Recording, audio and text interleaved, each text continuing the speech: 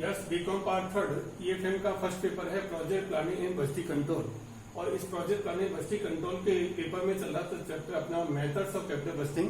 Capital budgeting की क्या क्या विधियां हैं, इसमें अभी तक अपन ने पढ़ा था पे बैक पीरियड मेथड। और पे बैक पीरियड की मेथड की भी अपन ने दो तरीके पढ़े थे। जब कैश इनफ्लो जो है वो इक्वल हो तब क्या स्थिति होगी, और जब कैश इनफ्लो प्रत्येक वर्ष से समान प्राप्त नहीं होता है तो किस प्रकार से हम पे बैक पीरियड याद करते हैं। इसके बाद नेक्स्ट विधि पढ़ी थी अपन ने पोस्ट पे बैक पीरियड प्रॉफिटेबिलिटी मेथड, यानी पुनर्भुगतान अवधि के पश्चात भी जो लाभदायकता है उसके हिसाब से किस प्रकार से हम कैपिटल बजटिंग के अंतर्गत डिसीजंस लेते हैं। आज हम पढ़ेंगे बेल आउट पे back period method, bail out पुनर्भुगतान अवधि विधि। यानी कि जो पे बैक पीरियड मेथड था जिसमें कि हम पुनर्भुगतान की अवधि जो ज्ञात करते थे उसमें साल्वेज वैल्यू का ध्यान नहीं रखा जाता था। साल्वेज वैल्यू जो है निस्तारण मूल्य, यानी कि निस्तारण मूल्य किसी कंपनी की जो प्रोजेक्ट है या उसकी जो मशीन है उसकी जो लागत आती है उस लागत में प्रत्येक साल डेप्रिसिएशन लगाया जाता है और साल के अंत में उस मशीन की कितना मूल्य बचता है उसको अपन साल्वेज वैल्यू कहते हैं। तो पेबैक की पीरियड मेथड में क्या था कि इस साल्वेज वैल्यू को ध्यान नहीं रखा जाता था। तो बेल आउट विधि जो है ये बेल आउट पेबैक पीरियड विधि, इसमें हम साल्वेज वैल्यू का भी ध्यान रखते हैं। तो अब इस विधि के अनुसार हम बेल आउट पुनर्भुगतान की अवधि कैसे ज्ञात करें, उसके लिए मैंने यहाँ पर कुछ स्टेप्स लिए हैं। उन स्टेप्स को यदि हम 1 by 1 फॉलो करेंगे तो आप बहुत अच्छी तरह से किसी भी प्रोजेक्ट की किसी भी मशीन की आप बेल आउट पुनर्भुगतान की अवधि ज्ञात कर सकते हैं। तो सबसे पहले अपना स्टेप लिया नंबर 1, सर्वप्रथम संपत्ति के जीवन काल के सभी वर्षों के लिए निस्तारण मूल्य ज्ञात किया जाता है। यानी कि जो संपत्ति है, जो मशीनरी है, जो आप इन्वेस्टमेंट करना चाह रहे हैं उसका जो जीवन काल है, उसकी जो लाइफ है, सभी वर्षों के लिए प्रत्येक वर्ष के लिए आपको उसका निस्तारण मूल्य ज्ञात करना पड़ेगा। जैसे हम कोई एग्जाम्पल लें कि मान लीजिए किसी मशीन की लागत 50,000 रुपए है और इस मशीन में प्रत्येक साल जो डेप्रिसिएशन है या डिक्रीज हो रहा है वो 10,000 रुपए का हो रहा है। तो पहले साल के अंत में इस मशीन का जो निस्तारण मूल्य होगा 50,000 में से अपन माइनस 10,000 रुपए कर दें तो बचेगा 40,000 रुपए। तो फर्स्ट ईयर के एंड में निस्तारण मूल्य आ गया इसका 40,000 रुपए। अब दूसरे साल में इसको 10,000 रुपए फिर डेप्रिसिएशन के मान लीजिए हो रहे हैं तो माइनस 10,000 फिर कर दीजिए आप।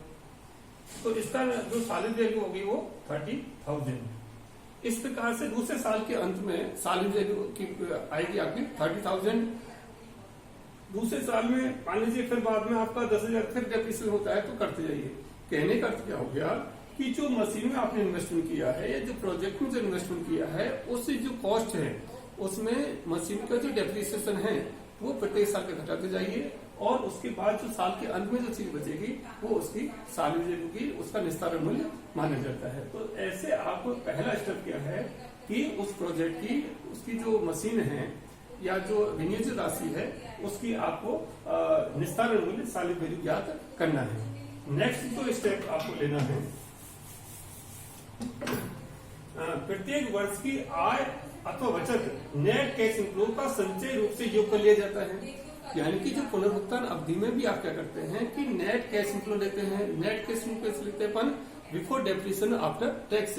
तो जो पहली विधियों में आप जो नेट कैश इनफ्लो कैलकुलेट करते हैं इसमें भी उसी प्रकार से कैलकुलेट करना है और फिर इनका आपको संचय रूप करना है। पेबैक पीरियड मेथड के जिसमें असमान जो कैश इनफ्लो आते थे उसमें अपन क्यूमुलेटिव करते थे, तो वैसे ही इसके अंतर्गत क्या करना पड़ेगा कि प्रत्येक वर्ष की जो नेट कैश इनफ्लो है उनका संचयी रूप से योग कर लिया जाता है। जैसे मान लीजिए प्रत्येक साल 10,000 रुपए सपोज कैश इनफ्लो हो रहा है। पहले साल में 10,000, दूसरे साल में 10,000, तीसरे साल में 10,000 और चौथे साल में मान लीजिए 10,000 है। तो पहले साल का क्यूमुलेटिव कितना होगा 10,000, दूसरे साल कितना होगा 10 और 10 20,000, तीसरे साल क्यूमुलेटिव कितना होगा 30,000, चौथे साल क्यूमुलेटिव होगा 40,000। ऐसे आपको संचयी के नेट कैश को ज्ञात करने हैं। तो दूसरा स्टेप क्लियर हो गया आपका कि आपको पहले नेट कैश फ्लो ज्ञात करना है, या तो क्वेश्चन दे रखे होंगे, नहीं दे रखे तो आपको ज्ञात करना है, और नेट कैश फ्लो ज्ञात करने के बाद में प्रत्येक वर्ष का आपको इसका संचयी योग ज्ञात करना है, क्युमुलेटिव नेट कैश फ्लो ज्ञात करना है। दूसरा स्टेप क्लियर हो गया। Now move in third step. प्रत्येक वर्ष के संचय योग में उस वर्ष के संपत्ति के निस्तारण मूल्य निसाली वैल्यू को जोड़ देते हैं। मान लीजिए पहले वर्ष का आपका जो नेट कैश इनफ्लो का जो संचय योग है वो 10,000 रुपए है, तो इसमें प्लस क्या करेंगे अपन, सॉलिड वैल्यू 40,000 है, तो ये आ गया आपका 50,000। सपोज करिए दूसरे साल का जो संचयी नेट कैश इनफ्लो है वो 20,000 रुपए का है, प्लस अब आपका क्या हुआ कि सॉलिड वैल्यू जो है 10,000 रुपए कम हो रही है, तो इसकी होगी 30,000 रुपए, तो इसका आ गया 50,000। ऐसे आप जोड़ते चले जाएंगे, यानी कि जो संचयी आपने योग ज्ञात किया था उस संचयी योग में उसी वर्ष का जो सॉलिड वैल्यू का मूल्य है वो आपको ऐड करना है। नाउ थर्ड स्टेप क्या होगा, फर्स्ट हो गया आपका, फोर्थ स्टेप क्या होगा, जिस अवधि में संचयी बचत और निस्तारण मूल्य की राशि विनियोग की लागत के बराबर हो जाती है, यानी कि उस प्रोजेक्ट की जो कॉस्ट है उसके बराबर संचयी बचत और निस्तारण मूल्य दोनों की जो योग किया था अपन ने लास्ट कॉलम में, वो यदि बराबर हो जाती है तो वही अवधि क्या होगी आपकी, बेल आउट पुनर्भुगतान अवधि होगी। Bail out payback period method के अंतर्गत वो अवधि ज्ञात की जाएगी, और वही उसी आधार पर आप जो है प्रोजेक्ट का स्वीकार करना है ऐसे करना है डिसीजन लेते हैं। तो यहाँ पर मैं एक एग्जाम्पल ले रहा हूँ, उस एग्जाम्पल के हिसाब से आपका ये जो पुनर्भुगतान की अवधि, बेल आउट पुनर्भुगतान अवधि कैसे ज्ञात करते हैं वो अपन क्लियर करेंगे। सपोज करिए कॉस्ट ऑफ प्रोजेक्ट 60,000 है, यानी कि उस मशीन की लागत 60,000 रुपए है, उसकी जो लाइफ है वो मानते हैं 10 ईयर्स की है।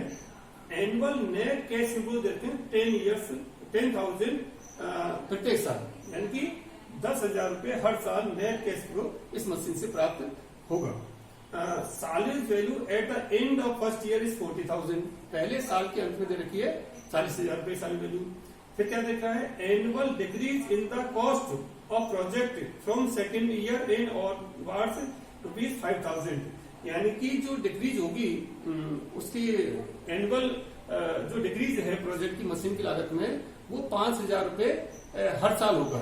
दूसरे साल के अंत में 5,000, तीसरे साल के अंत में 5,000, चौथे साल के अंत में, यानी कि प्रत्येक साल बाद में 5,000 रुपए प्रत्येक साल डिक्रीज किया जाएगा।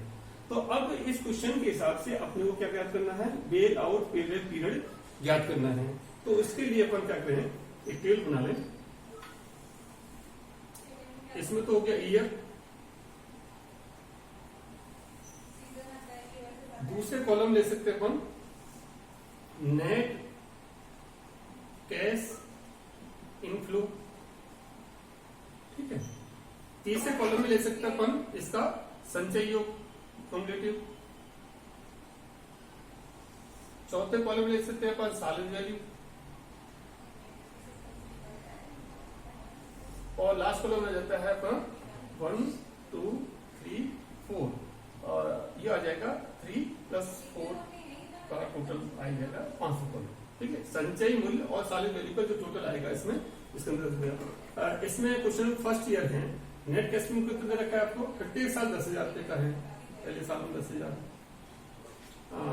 दूसरे साल में 10,000, तीसरे साल में 10,000, चौथे साल में 10,000, पांचवें साल में भी 10,000। ये आपको दे रखे हैं कि प्रत्येक साल में नेट कैश फ्लो 10,000 रुपए आ रहा है। अब जो कैश फ्लो है इसका अपने को संचय ज्ञात करना है, तो पहले साल में कितना आ गया 10,000, दूसरे साल में 20,000, तीसरे साल में 30,000, चौथे साल में 40,000, पांचवें साल में 50,000। ये आपने क्या किया कि जो नेट कैश फ्लो था उसमें आपने क्युमुलेटिव नेट कैश फ्लो ज्ञात कर लिया, 10,000, 10 और 10 20,000, 20 में 10 जोड़ दिए 30,000, 30 में फिर 10 और 40, इस तरह से आपने ये संचयी बचत या नेट कैश फ्लो आपने ज्ञात कर लिया। अब सॉलिड वैल्यू, इसमें क्या रखा है कि solid value at the end of first year 40,000, पहले साल के अंदर कितनी रखी है 40,000 सॉलिड वैल्यू। क्वेश्चन का आंसर के क्वेश्चन के हिसाब से फर्स्ट ईयर के एंड में 40,000 रुपए। फिर क्या है कि प्रत्येक साल 5,000 का इसमें डिक्रीज होना है। ये जो 40,000 रखी इसमें प्रत्येक साल 5,000, तो दूसरे साल में 40 में 5 गए तो 35,000, तीसरे साल में कितनी रह जाएगी, 35 में 5 गए तो 30,000, फिर 30 में से 5 गए तो 25,000, फिर 25 में से 5 गए तो 20,000। इस तरह से ये आपकी सालगिरह हो गई, जो कि प्रत्येक साल 5,000 रुपए डिक्रीज हो रही है। अब आपको क्या करना है, फोर्थ स्टेप की संचयी और सार्वजनिक दोनों का जोड़ करना है। तो 10,000 प्लस 40,000 इक्वल टू 50,000। फिर क्या आ गया आपका 20,000 प्लस 35,000 55,000, 30,000 प्लस 30,000 60,000, फिर 40 प्लस 20 65,000, फिर 50 प्लस 70,000। ये आपका टोटल आ गया संचयी नेट के शुल्क का और सर्विस के 50,000, 55,000 और 60,000। अब फोर्थ पॉइंट कहते हैं जिस अवधि में संचयी बचत और निस्तार मूल्य की राशि विनियोग की लागत के बराबर हो जाती है। अब विनियोग की लागत कितनी यहाँ पर 60,000 रुपए है, प्रोजेक्ट की कॉस्ट कितनी है 60,000। अब 60,000 कहां बराबर हो रही है, इस साल में, तीसरे साल में। तो इसकी पुनर्भुगतान की अवधि कौन सी, 3 वर्ष। पुनर्भुगतान की अवधि कितनी हुई बेल आउट के हिसाब से 3 वर्ष। तो इस क्वेश्चन का जो आंसर होगा वो क्या होगा, बेल आउट पेबैक पीरियड कितना निकला 3 वर्ष। जिस अवधि में जो संचयी बचत और निस्तार मूल्य की जो राशि है इन दोनों का जो योग है 50,000 55,000 60,000 पैसे, जिस वर्ष में विनियोग की लागत के बराबर हो जाती है। तो विनियोग की लागत 60,000 रुपए है और ये तीसरे वर्ष में जाकर के 60,000 बराबर हुई है। तो इस क्वेश्चन के अंतर्गत जो बेल आउट पुनर्भुगतान अवधि होगी कितनी होगी, 3 वर्ष। Thank you.